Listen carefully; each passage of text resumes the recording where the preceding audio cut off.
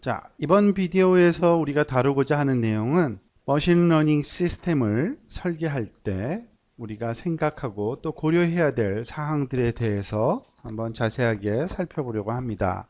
특히 학습 시스템을 만들 때 해야 할 일 여러 가지가 있을 텐데 우선순위가 어디에 있는지, 그리고 어떠한 내용을 개선하는 방법은 어떠한 방법으로 해야 되는지, 또는 그 지표가 무엇인지 등등에 대해서 살펴보려고 합니다.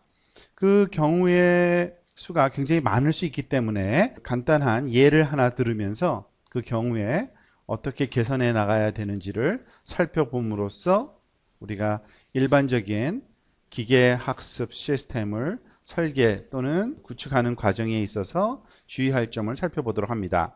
그 예로서 우리가 들고자 하는 게 소위 스팸 분류기 예입니다.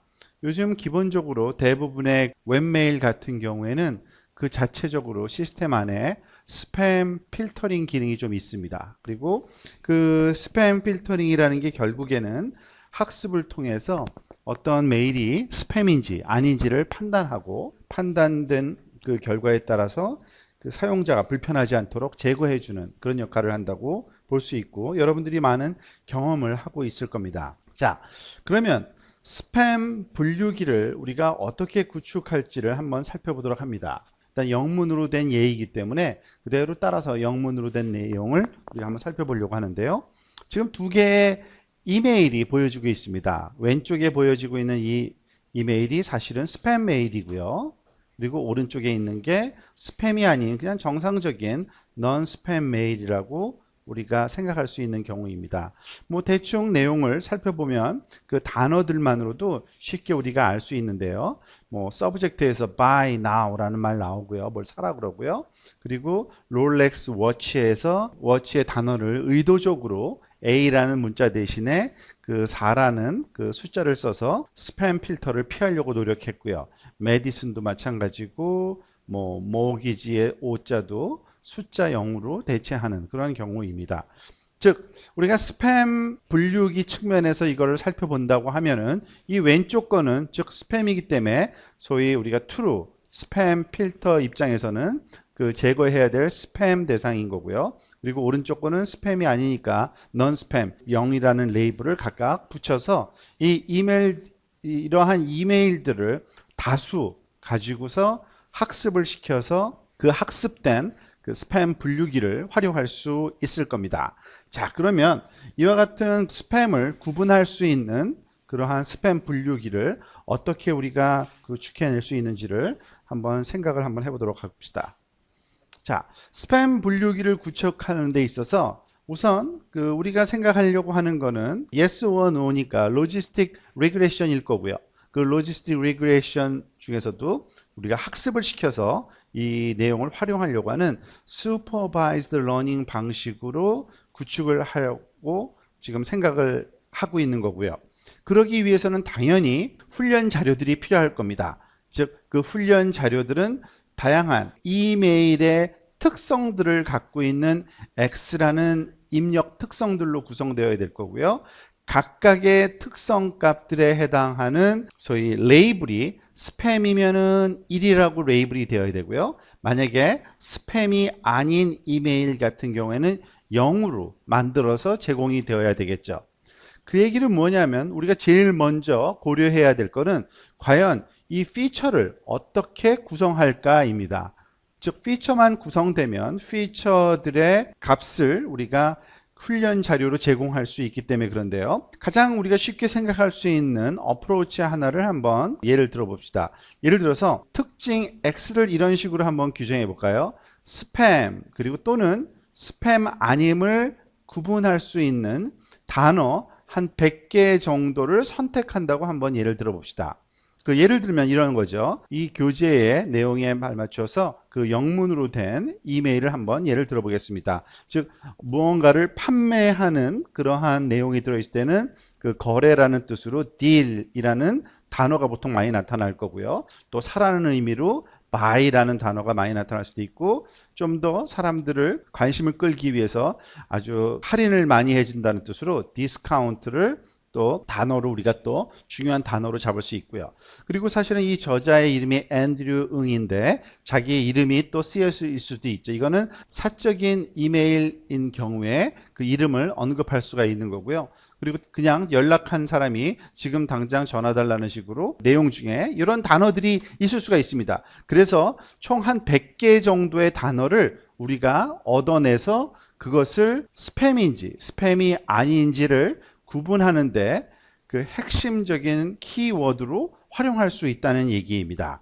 예를 들어서 이러한 경우를 한번 살펴볼까요? 자, 이와 같은 단어들을 우리가 선택을 하게 되면 단어들이 있는지 없는지를 나타내는 뉴메리컬 벡터 형식으로 표현하는 게 우리가 가장 쉽게 생각할 수 있는 그 방법론인데요. 예를 들어서 우리가 선택한 단어들을 알파벳 순서로 한번 늘어놓아 볼까요? 즉 예를 들어서 앤드류라는 단어, 그리고 뭘 사라는 buy라는 단어, 그리고 뭐 거래라는 deal이라는 단어, 그리고 할인한다는 discount라는 단어, 그리고 뭐 등등해서 뭐 지금이라는 now라는 등등해서 한 100개의 단어를 생각을 좀 할 수 있고요. 자, 이와 같이 그러니까 피처에 사용될 단어들이 선택되고 나면은 주어진 이메일에 대해서 이와 같은 단어들이 있는지 없는지를 한번 카운트해서 그것을 피처로 활용할 수 있게 되겠죠. 예를 들어서 오른쪽 지금 그 하단에 보이고 있는 이 메일이 물론 짧은 메일이긴 합니다만 대표적인 스팸 메일을 한 가지 예를 든 겁니다. 즉 어떠한 사이트로부터 온 건데 그 buy now 하는데 가만히 살펴보면 단어들을 봅시다. buy라는 단어가 있죠. 그러니까 그러면은 이것을 벡터화 시켜서 우리가 있고 없고를 0과 1로 표시할 수 있을 겁니다. 즉 buy라는 단어가 있으니까 1이라고 놓고요. 그 deal 단어 있으니까 deal 단어 1로 놓고요. 뭐 buy 두 번 있을 경우는 상관없고요. 그리고 그 now라는 단어가 있으니까 now는 1로 놓고 그 외의 단어는 여기에 나타나지 않으니까 예를 들어서 앤드류는 제로, 디스카운트도 제로, 뭐 등등 해서 0, 110, 뭐 등등 다양한 1 또는 0의 값으로 구성된 벡터 x를 우리가 구성할 수 있게 되는 겁니다. 그렇게 되면 이 벡터 x가 바로 특징이 되는 거고요. 특징 벡터가 되는 거고 이 특징 벡터의 사이즈는 우리가 결정한 단어의 개수, 즉 100개의 단어를 가지고서 특징 벡터를 구성한다면 차수가 디멘전이 100인 길이를 갖는 그러한 0과 1로 구성된 벡터로 구성할 수 있겠죠. 좀 더 포멀하게 이 특징 벡터의 엘리멘트를 구성하는 방법을 써보면 즉 특징 벡터 x의 j번째 엘리멘트는 1 또는 0의 값을 가져야 되는데 언제 1의 값을 갖냐면 if 주어진 word j번째 word가 나타날 때 appears in email 주어진 이메일에서 이 단어가 있으면 1, 안 그러면 당연히 0으로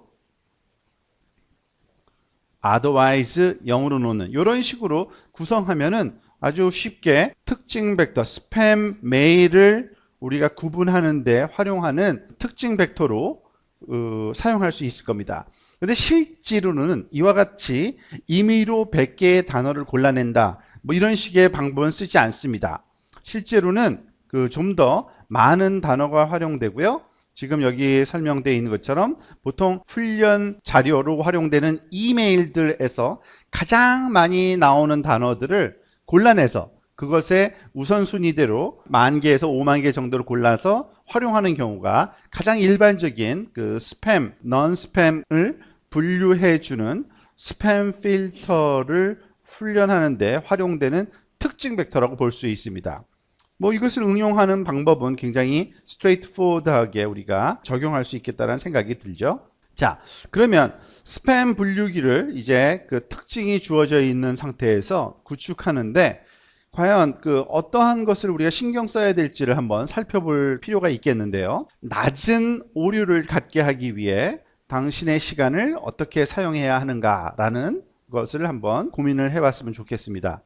결국에는 분류했을 때 오류가 적게 나타나면 적게 나타날수록 좋은 건데 무엇을 고려해야지만 스팸 클래시파이어가 잘 작동돼서 오류가 적어질까? 제일 먼저 생각할 수 있는 거는 역시 훈련 자료의 양이라고 볼 수 있습니다, 사실은.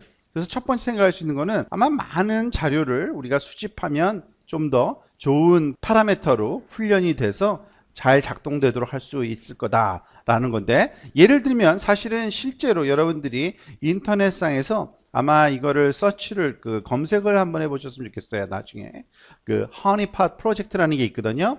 즉 전 세계적으로 스팸 관련된 자료들을 모아주는 겁니다. 그러면은 데이터가 무지하게 많게 되겠죠, 글로벌하게. 그래서 그 데이터를 가지고서 훈련을 시키면 훨씬 더 작동이 잘 되는 분류기로서 작동될 건데, 그것만 가지고는 또 부족하고, 또는 항상 데이터가 훈련 자료가 많다 그래서 잘 되는 건 아니라는 것을 우리는 여러 가지 앞에서 머신러닝의 학습된 파라미터들의 특성에 대해서 좀 배운 적이 있죠. 바이어스가 높은지 베리언스가 높은지에 따라서 다르게 작용하는 것을 알고 있기 때문에 요거 하나만으로는 부족합니다.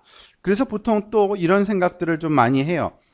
이메일 헤더 안에 라우팅 정보가 보통 따라오거든요. 즉 어떠한 IP로부터 어떠한 IP를 거쳐서 이메일이 전달됐다라는 것이 그 이메일 헤더에는 다 들어있는데, 그 라우팅 정보에 기초하면은 좀 더 정교한 특징을 만들어낼 수도 있습니다. 뭐 이것도 굉장히 많이 알려진 사실이긴 합니다만, 보통 스팸 메일들은 어디로부터 왔는지를 숨기기를 원해요. 그러다 보니까 굉장히 복잡한 라우팅 루트를 따라서 전달이 되거든요.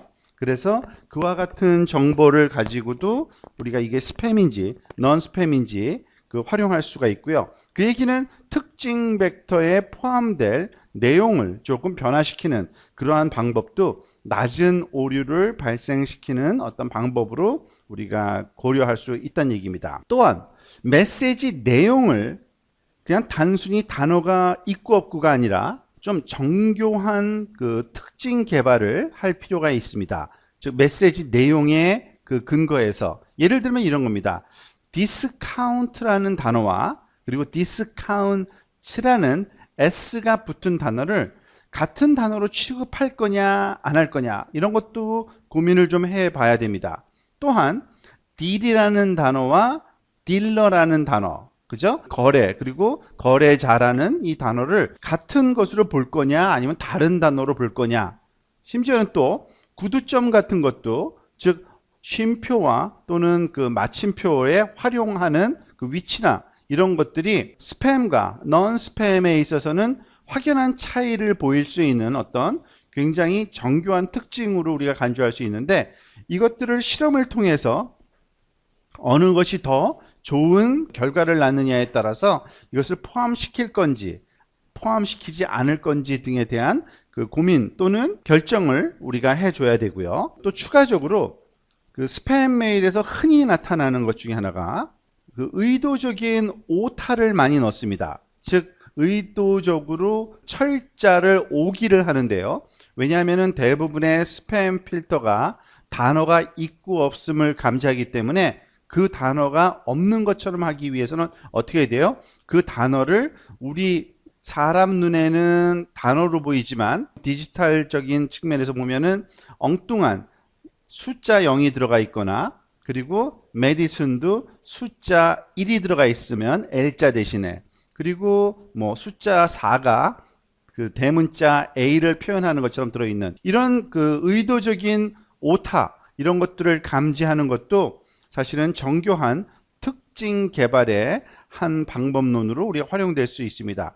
이 모든 것들이 다 고려되어서 가장 적절한 스팸 분류기로 활용되기 위해서 특징이, 우리가 고려할 수 있는 많은 특징들을 고려해 보는 것이 바람직하다라는 얘기입니다.